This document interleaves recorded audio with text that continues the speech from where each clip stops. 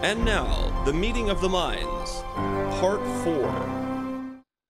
Antifa is not prosecuted, and they kill people in Portland and Seattle and all these other places. Right. They take over a large portion of Seattle. Yeah. People die. They walk in and beat the hell out of the store owners, and they take it over. And if I didn't send in, I was getting ready to send in the National Guard and maybe the military. And they heard that, and all of a sudden they left. It's an amazing thing. Same thing in Minnesota. When mostly peaceful. Always peaceful.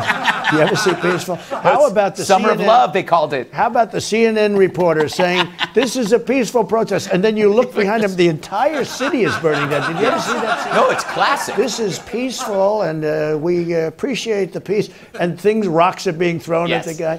It is so. And they fake. deny the rising crime that's going on because of the defunding of the police ideology and the demoralization of the cops, and none of the networks are covering it except for Fox. They don't prosecute murderers, killers. A guy killed an old woman, a grandmother, the other day. They don't even talk about it. They only go after Republicans. It's true. The prosecutors. They only go after Republicans.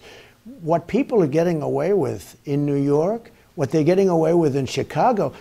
I mean, look at Chicago, where they say 113 people were shot at and 28 died. Yeah. That's worse than Afghanistan was. Yeah. We didn't have that. We didn't lose, I told you, a soldier in many, many months. And here they have 28 people died over a weekend. Yeah. It's a disgrace what's going on. Yeah, Taliban has finally made Afghanistan as dangerous as Chicago. One problem with you running for president again is that you're going to save CNN. You are aware of that. That's a problem. Yes, it is a problem. I'm very proud of what I've done to them. You know, they're down 81%. Now, I don't know, maybe lately with all of this crazy things that are happening, but maybe not, because they don't like to cover Afghanistan. Right. And, you know, they're torn. Yeah. Because if they cover it, they'll get higher ratings, but they don't want to cover it because it's bad for the radical left Democrats. Right. And they're doing that to protect some of the most incompetent people in the history of politics in terms of office. They're good at getting there. Once they get there, everything turns sour. I won't use the same word I used in Alabama at the rally. But woke. Everything turns bad. What, you know, was the woke a response to you? Because you had the politically correct. You come in, you point out how screwed up the politically correct is, and then there's just something worse, more pernicious, which is this woke movement, which is basically saying that America is endemically racist. I don't know.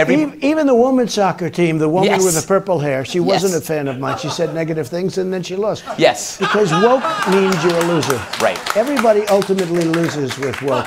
And I'll tell you, I'm watching parents in Virginia and parents, they're tired of it. They don't want it. They're finally getting it. The school boards, they're throwing these maniacs out, and it's been great to watch. Yeah, because it infiltrates. It used to be in campuses, now it's in high schools, critical race theory, being taught in grade schools and stuff, and now parents are finally engaged in showing up. And that's kind of new. Don't you think? It's new. I ended it in the military. Yeah. But as soon as they came in, they put it back in. Well, we had guys got paid $444,000 to teach critical race theory and wokeism, okay?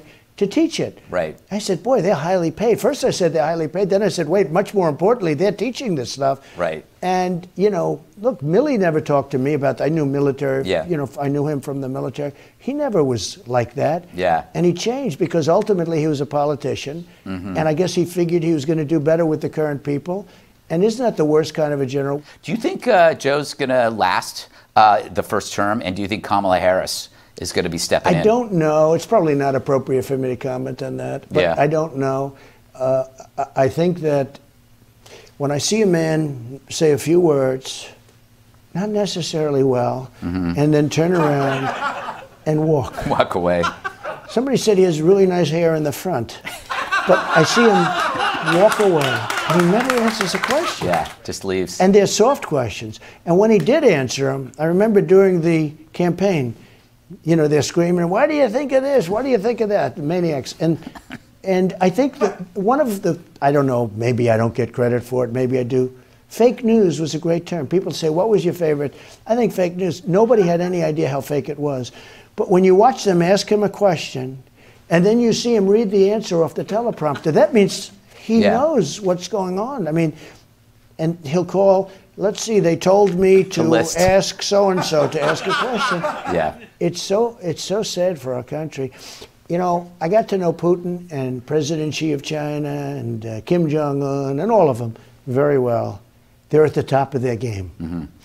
When they see the scene at the meetings that they've had where his wife, who's lovely, is screaming, "Come here, Joe.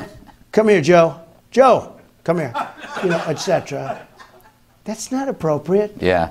But when they see that, I can't imagine they're inspired. 'Cause the flag still stands for freedom, and they can't take that